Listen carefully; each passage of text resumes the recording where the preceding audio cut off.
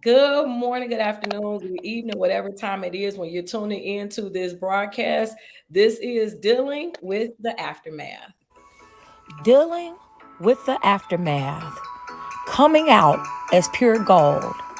With your hosts, Tanya Reeves, Mary Hale, Patricia Brooks, Deatrice Carter, and Tonia M. Jackson. Dealing with the Aftermath. The show helping you with all your tissue issues.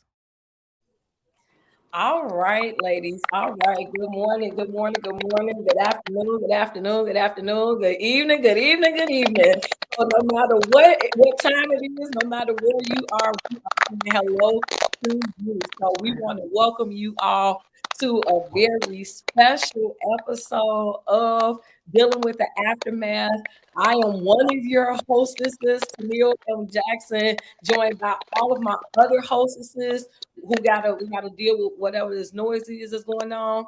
But our hostesses, Miss Tanya Reeves, she's known as Tanya Survives, Patricia Brooks, as well as Mary Hale. So we want to welcome you, and we want to first say welcome back to Mary. So hello, Miss Mary. This is your first time being with us officially. So what we want to do, this is Black History Month, aka Black Love Month. Patricia, you're good. You're good. You're good. You're okay. You're Can okay. barely hear. Okay, so what we'll do is so those of you who are tuning in, you guys say hello to us. Let us know that you're here. Hey Lonnie, thanks so much for tuning in. For my co-host, if you guys need to drop out and come back in, because again, remember, this is our first official show that we will be streaming. So please make the editing easy on me. So we are all focused and we are all excited because this is Black Love Month, y'all. We are going to be talking about Black love, your favorite Black couples, and then y'all know I got to be ignorant just one quick time because we're gonna talk about the whole Bishop Noel Jones fiasco that certain folks is calling a proposal, but that's gonna be the end of the show. So let's start off, Miss Patricia. I'm hoping you can hear me. We're gonna start off with Black love. Who is your favorite celebrity couple?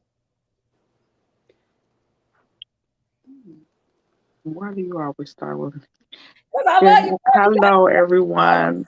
Can the other lady speak? Absolutely. Come on, Miss Deatrice, chime in. I want all y'all to Can you chime just say something so I can hear? Oh, can you hear us? I can hear you better. Can you hear me? I can hear you better. Mary. Okay. We as we start talking, we'll hear. So let's start having conversation. Okay. Who's our favorite celebrity couples? Come on, jump in, Miss Deatrice. I got a whole list. No, you can only do one right now. Just one. Okay. No. I'm teasing. I do have some that I like, but I don't really have a favorite celebrity couple.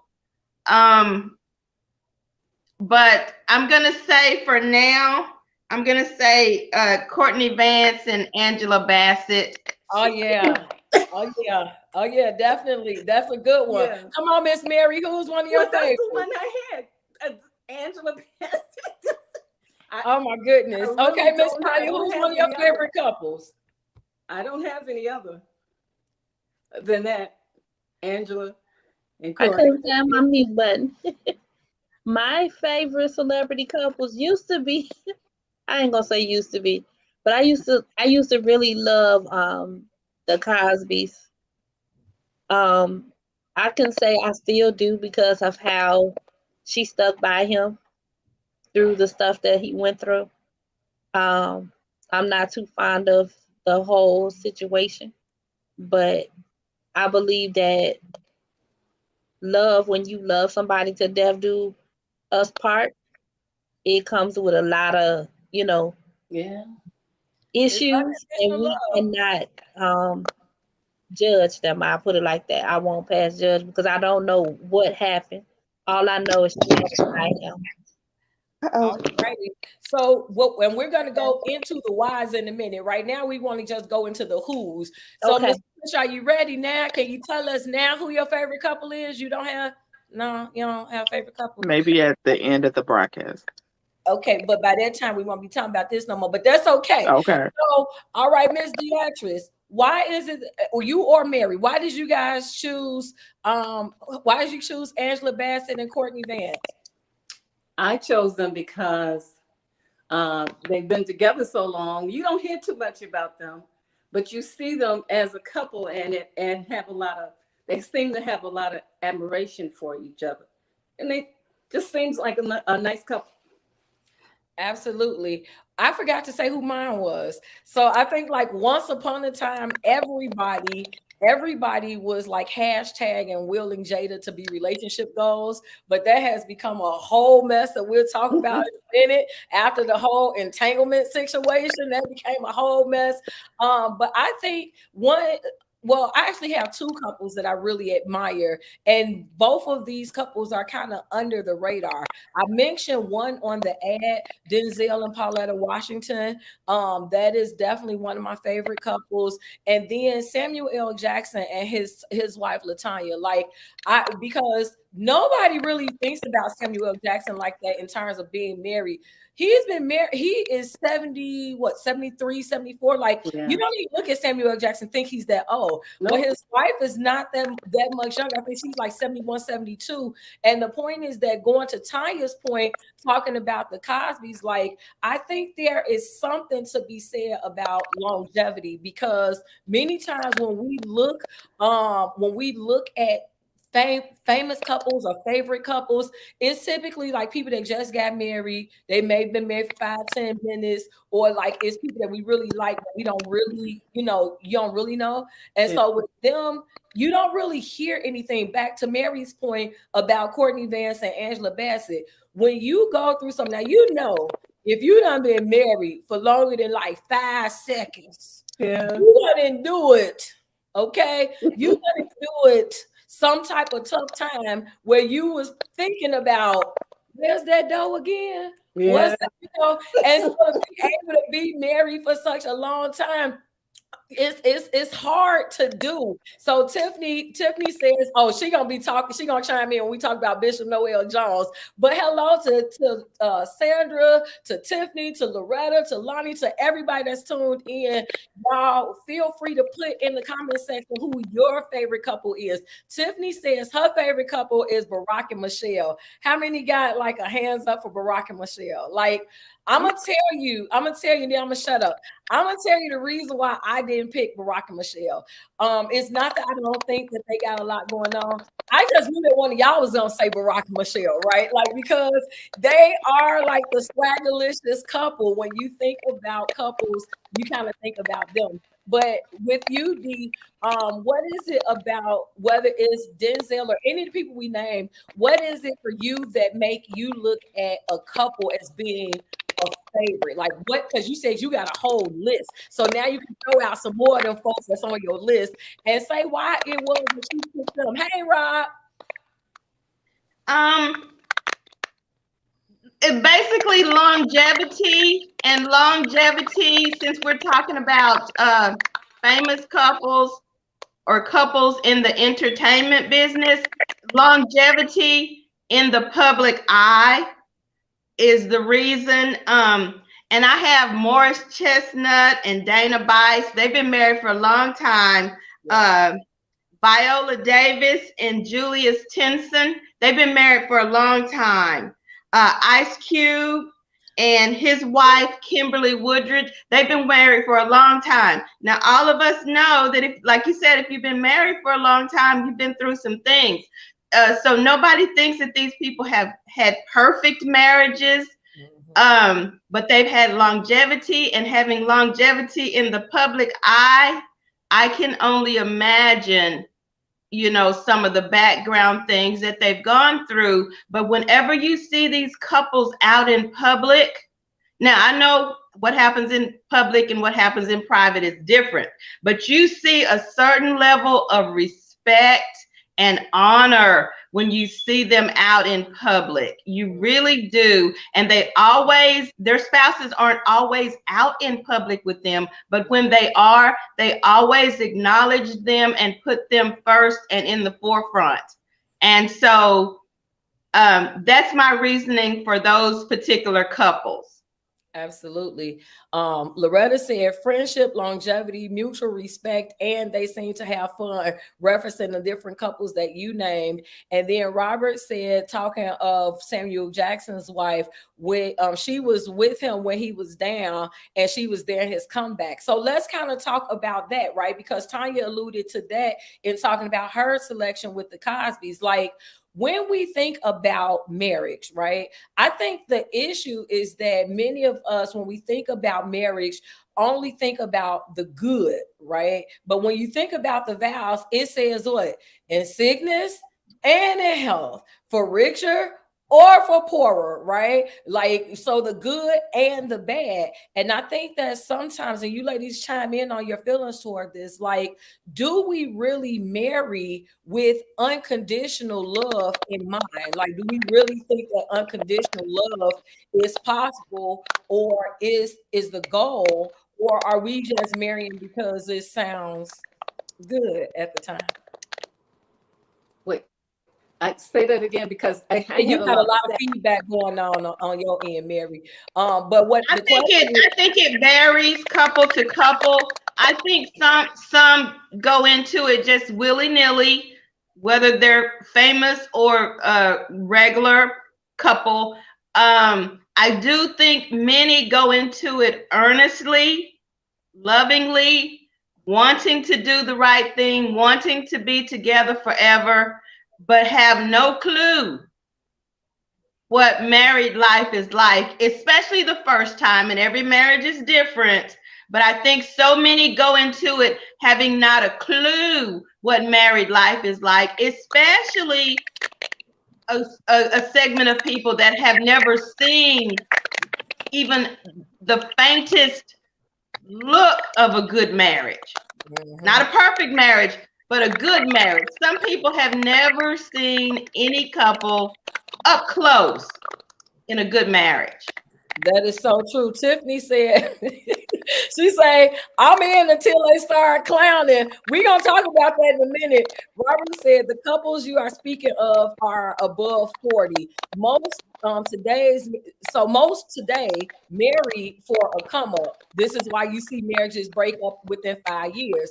So you know what? Let's talk about that first. Do y'all agree or disagree with that statement? Do you feel like that those who are under 40 and get married don't really get what marriage is, and so that's the reason why they up and out? Do you feel like that divorce is really more so for those that are, like in our age bracket and older? What are your thoughts on that?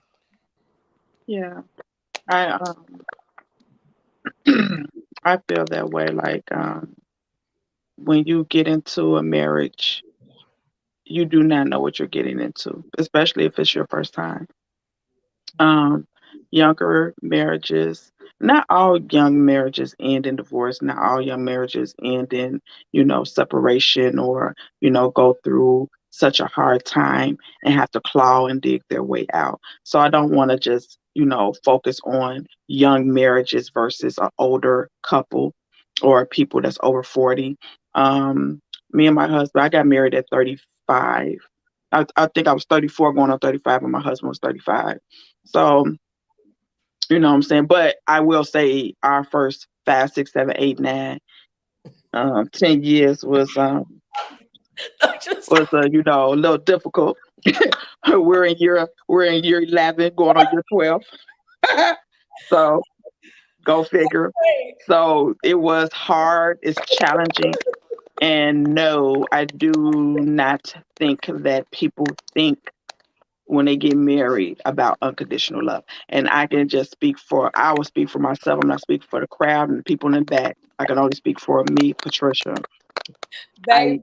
I married my husband because we had been together for a long time. And it seems like it was the next step to do. And not saying I didn't love him, like I settled or anything of the such. I definitely feel like, now at this point in the growth that we've had, definitely feel like, he's my soulmate. But did I feel like that? And did I even really believe in it when I got married or even before? Not really. You know what I'm saying? Like I said, we was together for a long time. I thought that was the next transition and progression for us. And he did too. Now no one forced either one of us. And we always, when we having our deep conversations, that be our main thing. No one put a gun to your head. No one put a gun in my head. We did this willingly. And we came into it with not wanting to get a divorce. So divorce was not supposed to be on the table, like, ever.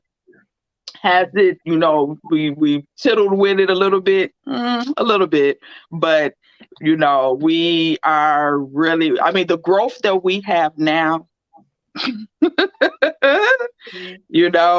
it's unbelievable from where we were even 5 months ago. Do you hear me? Even 5, 6 months ago. It was somewhere along the line in May of last year. We had this, I don't know if it was an aha or ooh, ooh, ooh, or oh my God, a baby. I don't know what kind of moment or what come to Jesus, please help us. All of that. I don't know what it was, but something happened where we gained some type of respect for each other in so many different ways, and the level of respect. But I will say this too, around that time we was just so tired of what we had been doing. When you're sick and tired of being sick and tired. And so we were so tired of what we had been doing and getting no results. I started, and to believe it or not, we didn't really do a lot of praying together or praying for each other. And I was in church for a long time.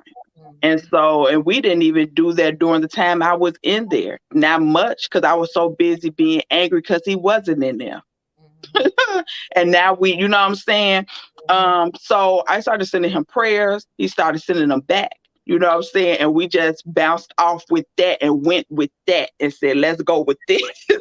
And so that was like one of the turning points. We had many, many, many, but that was one of the turning points that happened with us. And so the growth that we have made has been phenomenal. And yes, like I say, we got married in our mid-30s. We're in our mid-40s now. It's great, but we still have a lot of learning to do, a lot of growth to do. But unconditional, I don't think it was there when we got married. Not for me, probably for him, but not for me. And so I had to learn that.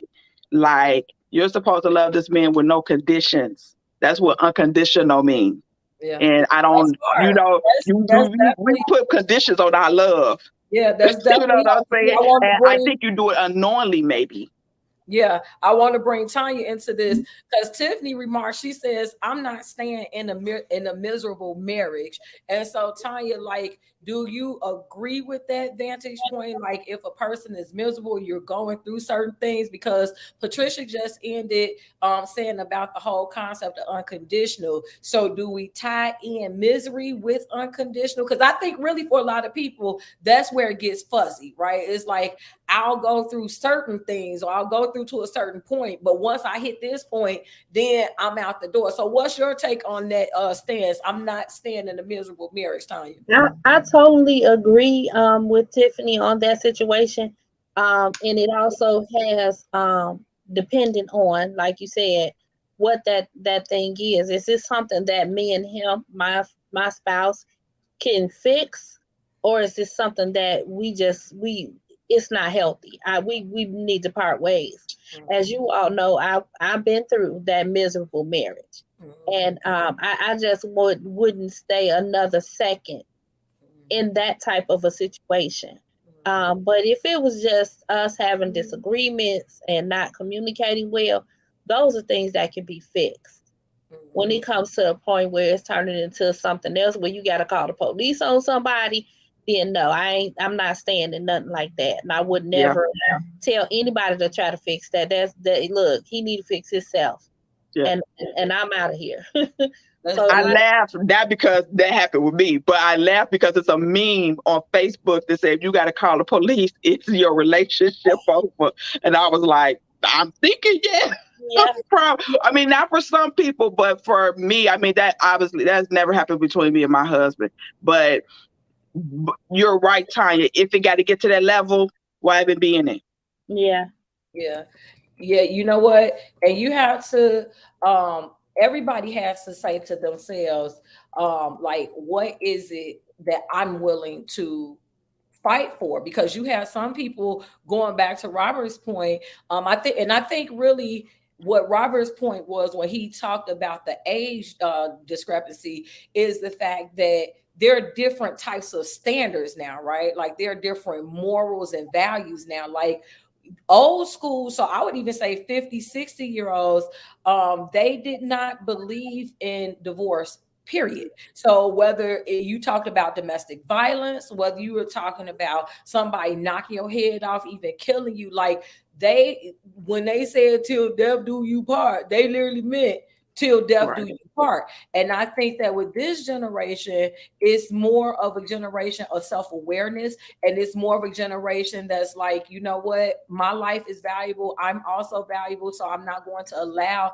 anything. Like I'll repent, I'll repent for it, but I don't want to die in this situation. Deatrice, why don't you speak to it? Pull your screen down a little bit because we can't see you all the way. So pull your screen down a little bit, Miss Deatrice. There you go. And then a little bit over to your this way, the other way, the other way. Yes. Then pull it down some. Down. Y'all forgive us because we didn't have a chance to do like a check-in backstage. We literally just went live. So that's how come we working all the kinks out now. So y'all please forgive us. We'll get better as we go forward. But all right, Miss Deatrice, talk to us because you done been in you had an experience or two. So why don't you talk to us about what your experience has been with this topic? I don't think you should stay in a marriage where you have been abused or if you're the abuser. I think if you talk to most people who've been married for some years, for a long time, they're going to tell you that they had some ups and downs, that they had some times that they didn't like each other.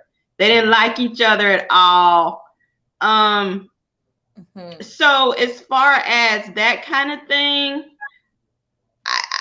I have my opinions on that, but every marriage is different. But I think that most things can be worked through if both parties are willing. Both parties have to be willing. But any kind of abuse, no, that's a done deal. But some of us don't realize while we're in a marriage that things can be worked through that maybe aren't as severe as abuse. I think that's the issue. And I don't think we've been taught how. I know the older generations say, just stay in there, just stick with it. And that's the advice they give. You need more than just stick with it. Oh, like, yeah. you know, when we tell young people and grown people to be abstinent, just say no. You need to tell people more than that. Just don't do it. Don't Right. stay married. Just stay married. You got to tell people more than that. And I think forums like this, and I think social media, and there's more and more talk about marriage before marriage. I think that'll be helpful. Yeah, that's what I believe. Therapy and prayer. Yeah, I mean, because I think that we need to really push, and I'm gonna bring Mary on for her to chime in, but I think we really need to talk more about premarital counseling, right? Because Absolutely. A lot of times, to Tiffany's point, Tiffany talks about, she says there's too many misconceptions in the Black church about marriage, and most of the pastors counseling, marriage is jacked up, so there you go. So, and we're gonna talk about that when we talk about y'all bishop in a minute. But in either case, just in finishing this, once we get married to get back on and chime in, then we're going to transition. But I think that it's very important to hit on Deatrice's point. First of all, I think that we need to understand what the word unconditional means because, and I'm not trying to be slow, but I'm just being real because y'all know I don't know anything to do but be transparent. So I'm the chick that got married at 21. So like when I got married, it was more a point like, did I really know what love was? I don't know that I really did, but it was the right thing to do. You know what I'm saying? Like when you're raised in the church, you're raised by certain principles, you're raised by certain whatevers. And so you go ahead and you do those things. And as I think it was time, I don't remember if it was time, Patricia, but one of y'all said that you didn't really know. Like here this is 20 years later. And it's so many things that I'm just really understanding. Like I literally just said that, you know what? I don't know if I really know what unconditional love is, right? Like, because I'm that I do right by you as long as you do right by me, chick, right? But when we actually take the vows don't say that it has to be equitable. The vows assume that it will be equitable, right? So the vows assume, well, if I do right by you, you're going to do right by me. That's the implicit vow that you're taking. So your understanding is that I'm going to do right by this person no matter what, and this person's going to do right by me no matter what.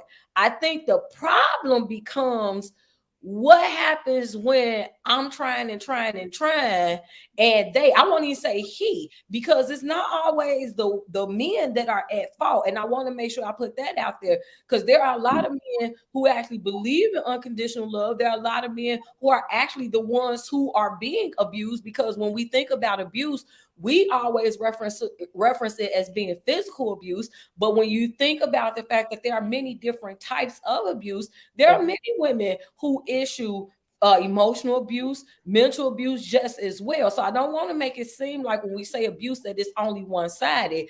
But I'm just going to say, for me, it took couple decades. Like I stayed, but it wasn't always just all wonderful all the time. And a lot of it was because I think you have to learn. I think again to this other point, and then I'll digress, is that I think that people feel like that you're supposed to just automatically know what love is, right? Like how we always say the difference between a destination and a journey. They make it like love is a destination. Love is actually a journey. You have to figure things out as you go. No two relationships will look the same.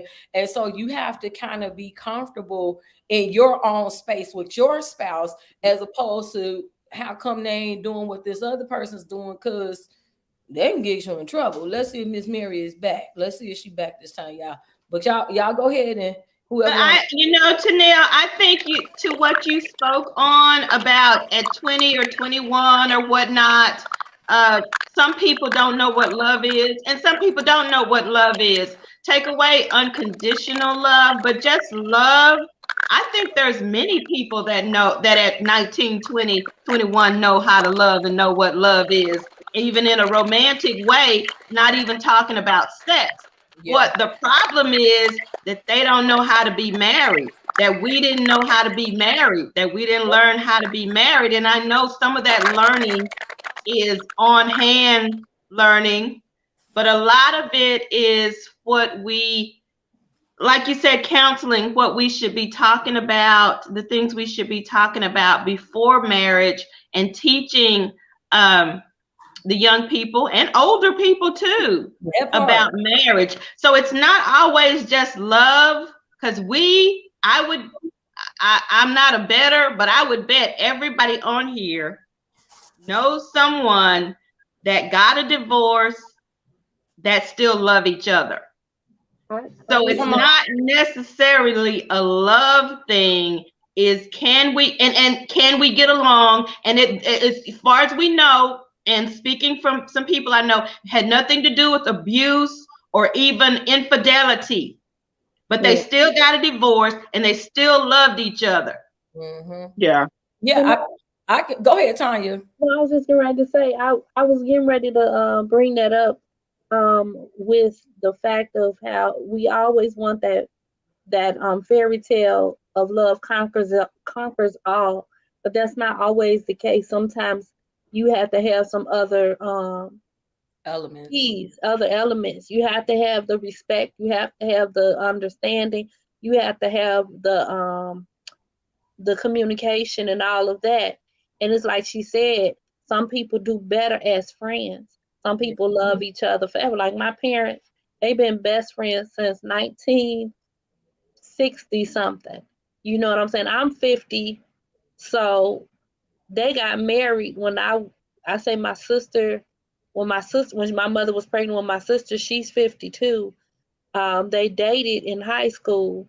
I think my mother was 14 years old when they met, and they've been best friends ever since. They had their rocky moments, but when they got divorced, they learned how to be friends. They learned how to co-parent together, and they learned how to do what they got to do to keep the family, where it needs to be. Yeah, and I mean, because I think that that's important to note. The fact that marriage is not just about love. Like staying power in marriage has nothing to do with love.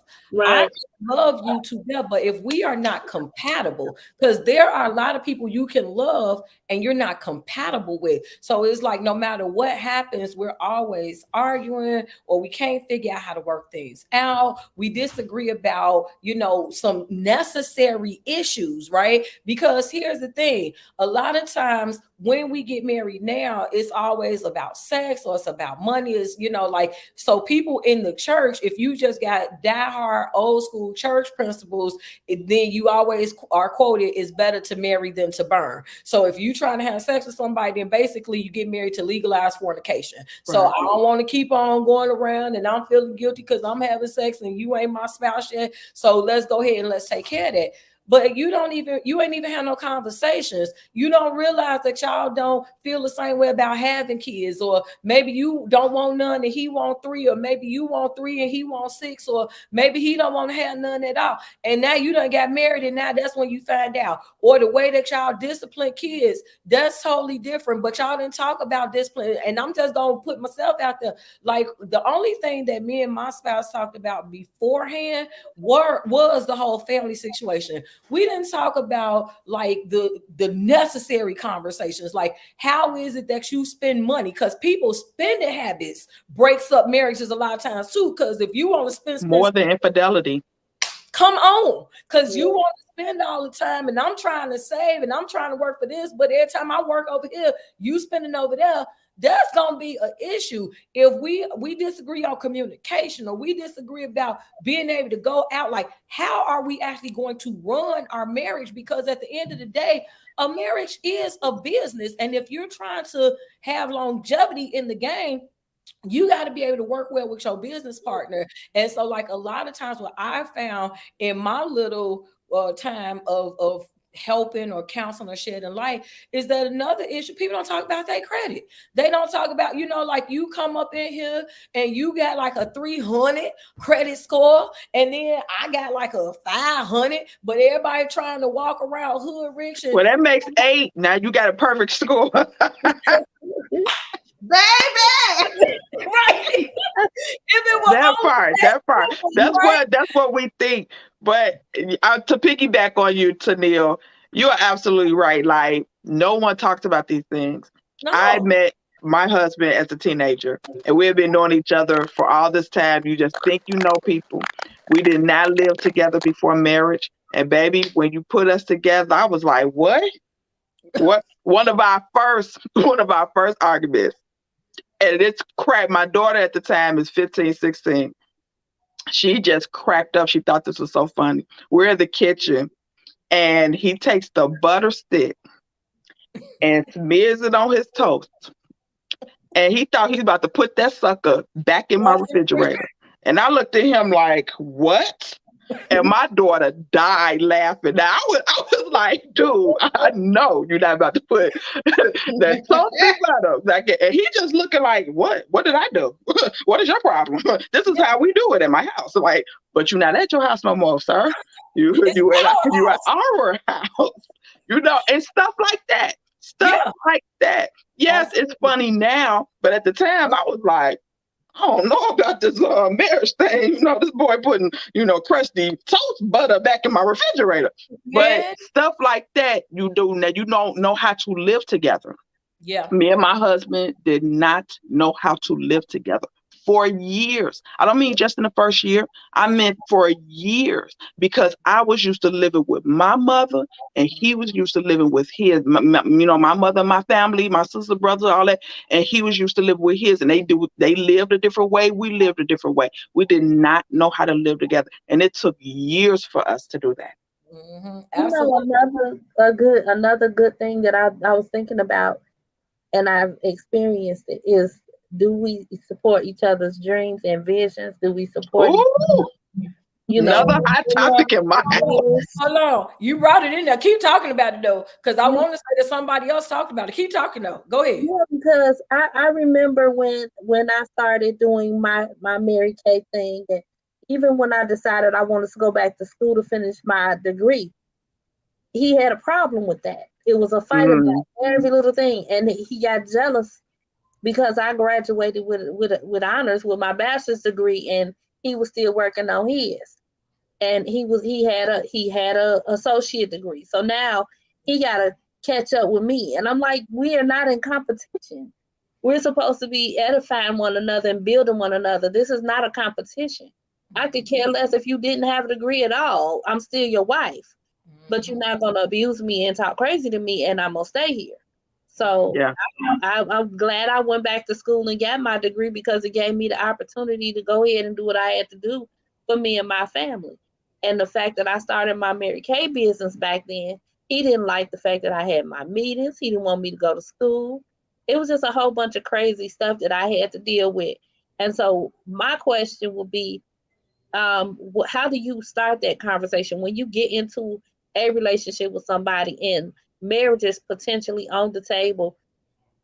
How do you bring that conversation up? Like, how do you start these topics with this person so that if you marry this person, y'all do have a communication, y'all do respect one another, and y'all are going to support one another in all your endeavors? Look here. Let me say this before Patricia jump in. Can I just preface this with, I'm an Aries. So most Aries that I know are extremely blunt. We are very specific. So we just kind of speak our minds. And then let me go even further to say that I'm now an Aries who knows who I am and who understands. So I'm not suffering from low self-esteem anymore. So once upon a time, I would kind of like eat my words, because I had a lot of different rejection issues and, want to be accepted and all that stuff. Now, at finna be 42, oh, she's okay. She's quite comfortable with herself. So how you start that conversation, baby, come here, let me sit down. Can you sit down? We need to talk. I mean, because at this age and stage, Tonia, I'm just being real. We are all super duper legit, bona fide grown. Okay. Right. We are grown. Most of us got kids that's grown. So we beyond the age of tiptoeing around the tulip, so to speak. We beyond the age of like playing up. No. Let me tell you, because most of the time, again, folks our age done already been married. So now it's a lot of things that you didn't know in your 20s that by the time you get to your 40s and your 50s, I ain't got time for you to be messing around with my time no more, okay? So it's better for us to find out now. And if you don't like it, if you don't like me, then I'd rather know now before I get time. Do you understand? I'm asking for the people who don't know. You know what I'm saying? Because at the end of the day, like you said, I done been there. I done went through that already. So I know to ask those questions in the door. I even told, like, the person I'm with now, I told them in the door, this is what I don't like, this is what I ain't going to tolerate, this is what I ain't going to deal with. Do you have a problem with that? Because if you do, we need to just be friends. I mean, and I wanted to jump in. I wanted to jump in and bring it back. Y'all know I'm going to be a little bit churchy. I have a friend who's a marriage counselor. And he says, which I agree with, that we need to do everything that we've talked about, us, and talk about everything. that you can possibly think of in counseling, out of counseling, while you're dating, while you're courting, while you're engaged. But keep in mind that if you marry a person, male or female, a woman marries a man, man marries a woman, on a Saturday night, on Sunday morning, you are married to a different person, because that person is no longer single with everything that entails. They're now a married person and they're in union with you. So be prepared, no matter the conversations that you've had, the clarity that you've had, be prepared for whatever. Absolutely. And make sure that when you're coming into a marriage, after you've had all these discussions, because he's a marriage counselor, he counsels for weeks and months before the wedding. Be sure that you and each person can only, in their mind, but both people should be ready to be unselfish. Be ready to be selfless. And have a forgiving heart. That's not just religion, that's real, because you're gonna see this person in all kind of lights, in all kind of ways, that unless you lived with them before, and you're still gonna see them different even if you live together. Once you get married, you're gonna see them in some different ways that you haven't seen them before. Even in something as simple as them getting sick, even, and when I say simple, you know what I mean? I don't mean like an affair or something that, we call big, something like that, or gambling. I'm talking about even as simple as somebody getting sick. You're going to see them in a different light being married to them as you did if you were dating or courting or whatever. So even after all the discussions, be prepared for anything. Go ahead, Patricia, because you was trying to chime in. So what I was going to say when Tonia asked the question about, and you was talking about you and your husband having, he felt the competition thing. So my husband has always been very big on team. Right? We're a team. It's a team. I don't think I was in the beginning. I think subconsciously I was still trying to be an individual. I'm like, you ain't gonna steal my individuality. I'm, woman, hear me roar. That was me. All that. So it took a long time, but he always would drill that we are a team. Like when I went back to school, he was my biggest cheerleader. Like always there supporting everything Patricia did all the time. And so for me, I didn't understand that whole dynamic. You know what I'm saying? I'm still trying to, travel without him, go over here without him, always without him. And he was like, we are a team. This should be what we're doing together. And it took me a long time to figure it out. So my point is that should be driven into couples, that they are a team. You know what I'm saying? Going forward from here on out, you're a team. It's you, it's him, it's her, it's you, it's y'all, it's two. All the time. You know what I'm saying? And that should be driven into your biggest cheerleader. Your spouse should be your biggest cheerleader. Yeah. Right. Cut and dry. Cut and dry. Y'all, let's let I lacked on that. Let's let Mary have the final say on this segment, because we got about 15 good minutes left, and I want to hit this whole Bishop Noel Jones so I can just get out my system once and for all. But please, Mary, why don't you give us the closing on this segment in terms of Black love? You've been married for quite some time now. You done been through a whole lot of everything. So tell us, in your experience, what does it take to last? Well, I didn't have all those different guidances and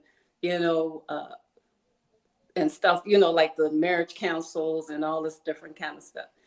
And we've been married for 40-something years. Wow. And I'll sit here and listen to all of you all with your talk. I've been all of you all. in the same house in those years. But it's a growing process, because when you first, especially if you marry young, you have two, it's like two different countries coming together. I eat Chinese food, you eat Jerk some chicken. Italian food. Okay. Okay, jerk chicken. Okay. But I might not like your jerk chicken at first. I might not like your Chinese food. We have to come to some kind of agreement or something to find out what we both like.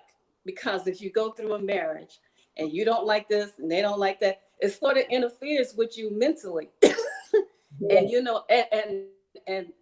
emotionally, there's an emotional thing that you go through. And when you're staying with someone, you going through this financial thing, this mental thing, this physical thing, all that different stuff, and some people have breakdowns, in marriage. And and sometimes you're separated, even though you're in the same house, you're going through a separation or a divorce in the same household. And then you come back together because you've grown. I mean, then you learn to love each other. It's a progress or steps that you have to go through. Absolutely. But you have to be willing to do it. You have to be willing to do it. Absolutely. So if you guys are just now tuning in, we have been talking about Black love. This is the month of February. And so not only is it, the month of Valentine's Day, but it's Black History Month. So we kind of combined the two and said we want to talk about Black love on tonight. So we kind of went way to the left because it started out with us talking about our favorite celebrity couples, right? But then you know how girls are. We get to talking and the whole lot of stuff is going to come out. And so we do want to also preface this by saying that none of us are relationship counselors, marital counselors. Like we are just people who are either married or who have been married. So we're talking from our experiences. So don't y'all go signing y'all divorce papers talking about Tennille said, Deatrice said, Patricia said, Mary said. I ain't telling nobody to divorce. Don't do it. Don't do it. I ain't telling nobody to divorce. Don't nobody nothing. We simply were sharing with y'all some of the things that we done been through. But Mary was talking about longevity and saying she's been together with her spouse for over 40 years. Now, y'all, look, I want to talk about this last thing real quick because y'all know, and y'all that's watching, anytime I pop my lips, if y'all have never watched me, whenever it prefaces with a lip pop, she's gonna be real kind of ignorant. Okay. So the other day, I was watching, and I can't even tell y'all how many people inboxed this to me. I done already synced it, and I was mad that I synced it with a T, okay? SEENT. I done synced it, okay? I done synced it, and then 11 people want to send it to me in my inbox, so I got to keep on rewatching this mess all over again. So before I go deeply into my feelings, first of all, to all my ladies on the panel, did you all see the proposal by Bishop Noel Jones to his girlfriend of 28 years? Did you all see that? Did you all see it? If not, okay, I'm glad. Yes. I got one head nod. No, that's good. That's gonna help me. That's gonna help me get out my system. To those of y'all who's watching, did you all put in the comment section? Did you all see the supposed proposal of your Bishop Noel Jones to his girlfriend of 28 years? Okay, so Tonia said she didn't see it. So Tonya, let me fill you in. Let me tell you, everything in me started to download this clip so that I could play it for y'all. It's about 5-minute clip. Let me tell you what you didn't miss. So you got, now I actually used to watch Preachers of LA years ago. Okay. Preachers of LA, you had Deatrice, Bishop Noel Jones, and some other folks. Okay. And during that time, you had Noel Jones, who had his girlfriend then, or maybe she was just a girlfriend in the teens or something like that. I said, girl, 28 years, LaDonna. That's what I said. 28 years. This is a bishop, okay? Bishop, and he got a girlfriend for 28 years. I could stop there. Oh, but there's more. So you got this guy who is 72 years old. 7 plus the 2. He's 70 and 2. So that's like a score. If we're talking biblical time, isn't that a score? That's a wild score. Okay. So 10 plus 2. Three score, 10 plus 2. Yeah. So here we go. 72. Proposal to his girlfriend 28 years. Now, if it was me, all I'm going to say is this.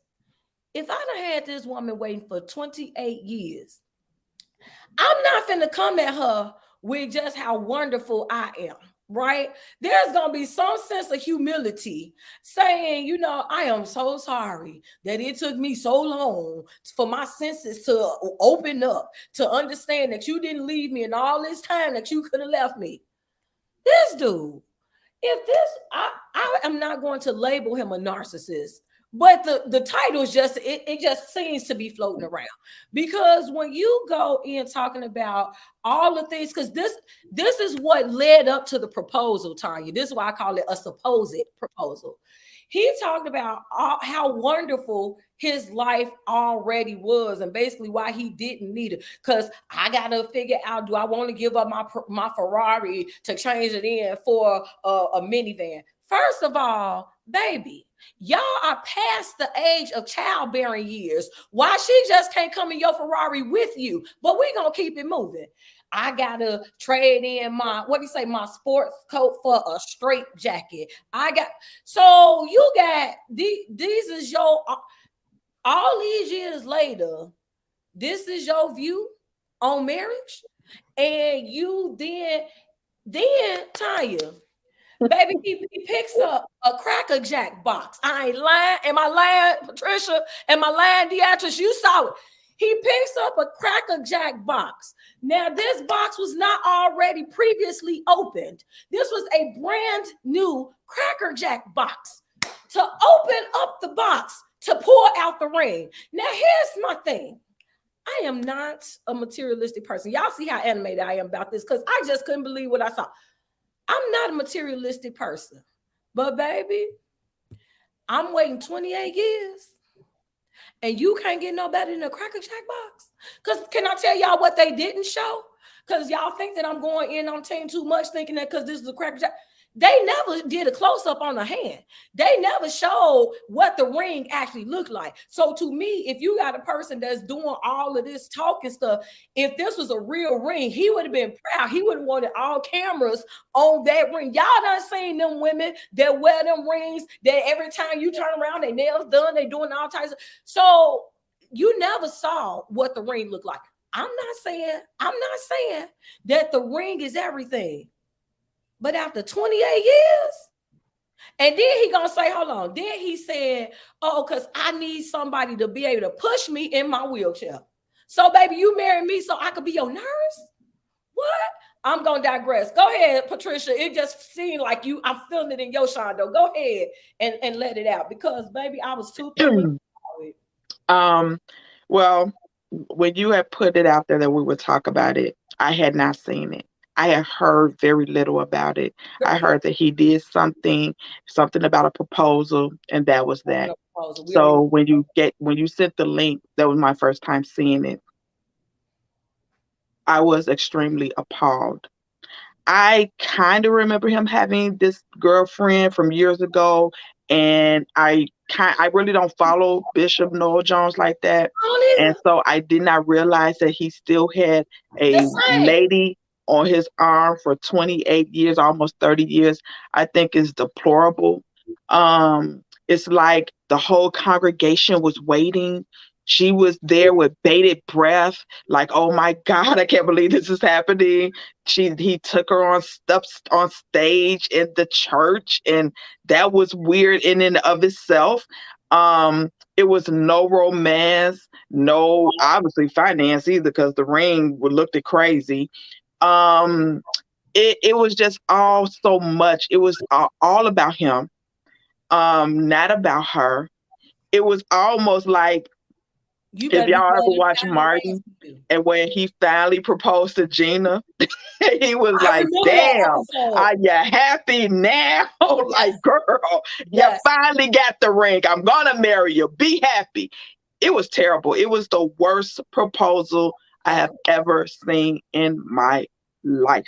And It was unlike Martin, this is terrible. actually real life. Go ahead, Miss D, Yeah, because you it was terrible. I've never seen anything like it before. It was, I mean, little boys know how to propose to their little girlfriends better than that. It was terrible. If you did not want to marry this lady, you should not have done what you did to that her was and put embarrassing. her on that stage to be front and center like that in front of the congregation, and to make this all about you, making it seem like you wanted her to be your nurse because you needed somebody in your old age, making it seem like you were giving up all of this to be with her after all these many of years. It was terrible. Chat. Go ahead, Miss D. Pretty much what you guys said. You will probably I'm sure you have never heard me call anybody a narcissist, and you probably won't hear me call anybody a narcissist. But what he did was narcissistic. It was all about him. It was all about him, and we saw that it was all about him. Now, there was levels to things, but everything just kept getting worse and worse. Yeah. The fact that, the Cracker Jack box, the fact that he joked about his old age and having to give up this and having to give up that, and parading all of that foolishness in front of the church, and having the women bring her up there and her friends and all of that stuff. Chat. They All the should have pomp been and so circumstance. embarrassed. Now, I will say that between couples, and I hadn't even gotten to the years, but between couples, there are private jokes. So if he had said to her, privately, you're going to push me in this wheelchair, or, that kind of thing, or talked about the Cracker Jack box in private, that's different. That's different. But to blast all that publicly was embarrassing. I don't know if it was embarrassing to her or not because she waited so long. I don't know if she was embarrassed, but I know I was embarrassed, and I think we was embarrassed for her. And that is the worst thing a man can do. One of the worst things in public, and in private, but in public, to embarrass your mate or your betrothed, your fiance, your spouse. I'm getting, embarrass them like that in public. There should be no reason that we should be talking about this except that he made a spectacle out of it. Of the whole thing. And I want to read what Tiffany said. She said something was wrong with her for waiting 28 years. So he's Absolutely. The reason why men are able to pull this foolishness is because women like that who settle for this mess. Okay, so can I just say this? First of all, I want to say that I definitively agree with what Tiffany said, because at the end of the day, can I tell y'all moved at Tonia with a pool? Well, first of all, Tonia would still been there for 28 years. Like, we might be friends because I'm still friends with a lot of people that I've known over the years. We might be friends because I try, the Lord say you're supposed to love everybody. So I would still have love for you, but you would not be the only person having my love. That's number one. Number two, you gonna so you gonna just embarrass me in front of everybody? Like, I understood because technically that was his 72nd birthday celebration or whatever. So okay, you understand that he was taking the stage for that. It was her. I thought it was her birthday. No, I think it was his. We can go back and verify, but I think it was his birthday. Baby, please let it have been his. If that was her birthday, and please just I thought it was. To keep me calm, let's just say I didn't know it was a birthday celebration thing. Man, for the sake of this show, please just say it was his birthday, because all of my look. You better calm down, Tonia. But no, just to piggyback on you, I totally agree with Tiffany. I agree with you, Tiffany, that she has no business being sitting up his lady in waiting for 28 years. Now, don't get me wrong. Me and my husband was together for maybe close to 9 before we got married. But again, 28, Hello, baby, but see, I was waiting for it, and because this perfect, baby. Come on now, girl. I mean, I've heard of people waiting a long time. You know, we even see celebrities that have never even gotten married. They've been together 30 years. You know, one of the most famous couples is Goldie Hawn and her guy. Yeah. They never have gotten married, even though sometimes I think they have secretly done it, but they don't want to tell nobody. But regardless of the fact they've been together 30, 40 years, you know what I'm saying? And they just decided not to do it. Well, do that. If that's what you're going to do, just keep doing it. Just keep riding that horse because that's what you've been doing for 28 years. Why even go through the motions? Either she had get been married. If you either choose she to had get been, married you know, after that time, beating it over his head make with a stick. spectacle. Huh?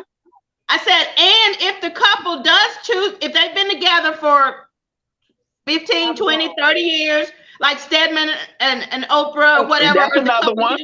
If anybody at any time can choose to get married, but why make a spectacle out of it? And I'm sorry, not only that, the difference between Kurt Russell and Goldie Hawn is that they are both in agreement that they want to get married. So like it's not he wanted to get married, she didn't know. They both agreed that they didn't want to get married, right? My point is this girl, because again, y'all say y'all didn't want. Back when I was watching Preacher of LA, she had asked him to marry her, and he said no. And she was still. This is what I'm trying to tell y'all. Like, so she done asked him. She done put herself out there. And I'm not trying to say, because I am a feminist, so I do understand that women can, but okay, even as a feminist, there's just certain things like, okay, like, I'm not gonna ask a dude to marry me. I'm just not. Like, I'm gonna put myself out there. I'm gonna let him know that I like him, but I'm not gonna ask a dude to marry me. Even as a feminist, I understand I got the right to ask a man to marry me, but the traditionalist in me say, no, you gonna just patiently wait, not 28 years, but you gonna wait. Can I just say this? Hold on. I'm sorry, y'all, because it's all over. When I came into my relationship, 19 years old, when we started dating, I came in telling my then boyfriend, you got a year. You got 1 year for me to be monogamous with you. I'm not saying we got to get married after a year, but what I'm not finna be your girlfriend for 10 years. I came in the gate. Tonia, you was asked earlier about how to have them conversations. I might not have all the right conversations, but I came in the gate letting him know we're not finna be girlfriends and boyfriends for 10 years. Like, after the first year, if you don't want to marry me, that's fine, but understand that I will not just belong to you and that's it. So you can go ahead and you can play and do what you want to do, and then I'll do what I want to do, and then if the Lord say the same, we come back reunited. But this chick, you done already asked him, probably on more than one occasion, you done already asked him to marry you. He done turned you down multiple times. So let's start there with the fact that she never left. And again, we don't really know all the behind the scenes, because maybe, just maybe, he did beg her or ask her or incentivize her to stay with him. Maybe that's what happened and we didn't see it. But what we did see is the fact that here it is after all this time, you can't even humble yourself enough to say, you know what? Thank you for putting up with me. Thank you for keeping up with me all these years, and you never left me. You know, thank you, because I understand. And he did acknowledge the fact that there is an age difference between them. He acknowledged that fact. He acknowledged the fact that, you know, you had all these other suitors and blah, blah, blah. But to Tiffany's point and y'all's point about the disrespect, because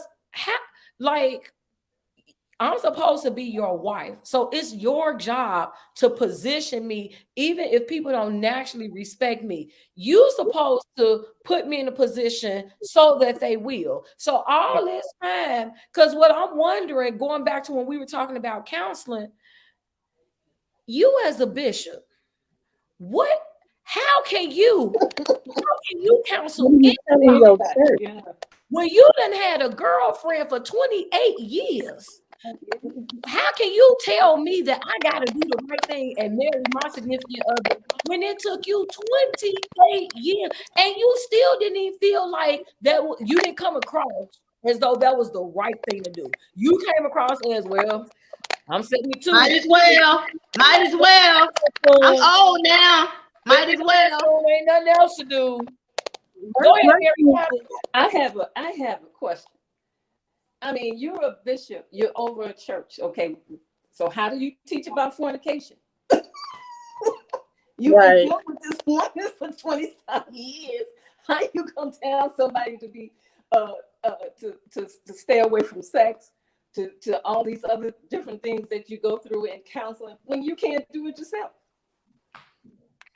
This is all I'm saying. Even beyond that, like, I will not say, because I'm gonna let Tiffany say it. He said, "Girl, because he ain't no bishop. That's a false title man gave him." Like, okay, but let me say this. I ain't gonna say what God called that man to do. That's between him and his God.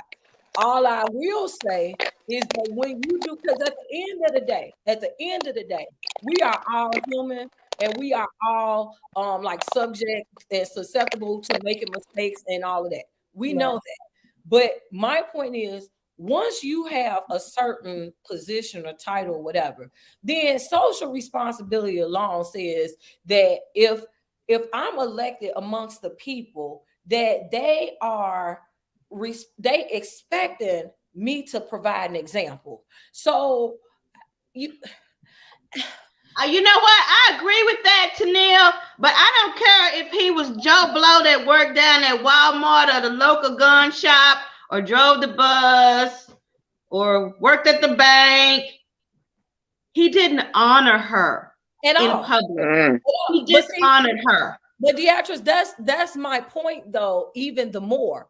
Like, it's deplorable no matter who did it, but because of his title, you would think, like, you in all of the years of his bishopness, if you will, you know, he done counseled some couples over the years. You know, he done told some folks over the years what's right and what's wrong. So my point is, it's not like you don't know that this is there's a disconnect between knowing the right thing to do and doing the right thing, and letting himself override.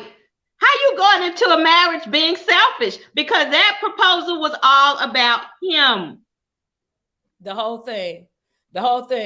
And this is why we got to be careful. Go ahead, Tonia. I was just gonna say, the one thing that I always look at is, how was this person raised? What type of household did they grow up in? And even for her, she must have had some situation where, in other words, she felt like she invested so much and wasted so much time that she allowed herself to put up with that. Because I've been in that situation where I've been with somebody so long, I was like, you know what, just forget it. I'm a deal with it. And then God pulled that relationship apart for me, because I wasn't strong enough to, walk away. I had children with this man, you know what I'm saying? But God pulled that relationship away because he wanted better for me. And she's got to let God deal with her, and not allow this man of God to manipulate her or make her feel like she can't do any better. At 72, and I'm not sure how old she is, she's probably just tired of courting, dating, trying to figure it out. And yeah, she stayed in that situation too long. But after 5-6 years, you really don't want to go and get in another relationship. It's really difficult dating nowadays. Yeah. But I would rather be by myself than to go through something like that. No, I would rather be by myself. I agree, and I agree with that latter part. But here's my point, and we could probably go back and forth with this all night, and we ain't gonna. But here is my point. With her, again, to your point, we don't know nobody's background. Right. But just watching certain people's decisions, Right. As a person who struggled with low self-esteem for years, I know what low self-esteem look like. I Yeah. know decisions that having low self-esteem will cause you to make. And I'm just saying, as a person who has been in her shoes, you can see low self-esteem all over her.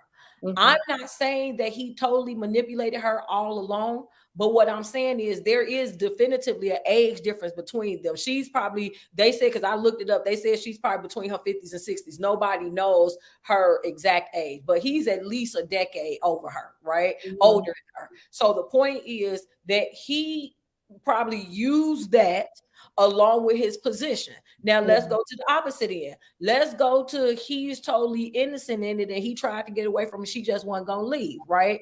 That situation could be that if she wants that status, right? Because he is Bishop Noel Jones. So some people, because again, you never know what it takes to make folks happy. Everybody ain't all about infidelity. Everybody ain't all about money. Everybody ain't all, like, everybody got their own thing. So like, to me, if you're not suffering with the low self-esteem issue, then the opposite end of that is you got your eyes wide open and you just wouldn't hold on to them just so you can say you got a piece of them. Because I know that if I hold out this girlfriend and this girlfriend and this incident and that incident, that at some point I'm gonna be the last woman standing, and if I'm the last woman standing, then maybe I'll be rewarded. Jack box. So I don't even care what it is, because now this Bishop Noel Jones. You see what I'm saying? Because again, when you go back to that generational situation, there are some women who don't make a name for themselves, and their glory is just being able to be connected to somebody of power and prestige. So Absolutely. I believe that it's one of those two extremes. I don't feel like there is no gray on this. It's either or. Either No she gray. thing, or she in it for the money, or the No gray. what she gonna get. Come on, go ahead, D. No, I just said, you said no gray. That tickled me. No, it's either or. But look, y'all, we gonna bring Mary back in. I hope. She been struggling all night. This one ain't going live for real, y'all. This one is just whoever saw it saw it. We ain't doing no more with this one. But I'm gonna let everybody. We gonna clear our hearts and minds tonight. So everybody, go ahead, and I think we can do a retake. We'll talk about that offline. But we gonna let Mary. I think she gets sick. Okay, so Tonia, we'll start with you, and because she gone again. Okay, so first of all, thank all y'all for tuning in. I hope that this conversation was at the very least entertaining. Maybe we didn't educate y'all on nothing, but at least it was entertaining. So Tonia, go ahead and clear your heart and mind for tonight. What's your final thoughts? My final thoughts would be back on love and marriage, relationships. Just like Patricia, I'm gonna piggyback off what you said about the praying. It's very important to pray with your spouse. If you feel like you still love them and there's an opportunity to fix the situation, by all means, you got to include God in your marriage. If it's just the couple just doesn't go to church and believe in God, they got some other issues to deal with. But if you are believing God, include him in your marriage, include him in your family, because it's God first, family second, career third anyway. And that's where it's supposed to be. That's my piece. All right, Ms. D, come on with it. I'm going to tell a little quick story. I'm going to try to make it real quick. I'm back to unselfishness in marriage, selflessness. And I'm going to talk about my sweet little mother-in-law and father-in-law who are deceased now. They died a few years ago, shortly, one after the other. They were married for 65 years. 65 years. I love these people like they birthed me.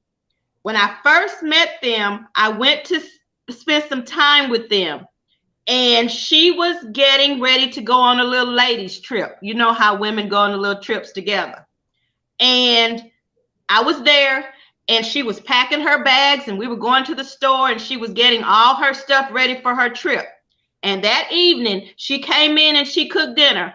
And for the rest of the evening, she cooked meal after meal after meal for this man. She loved that man. And I'm in my early 20s.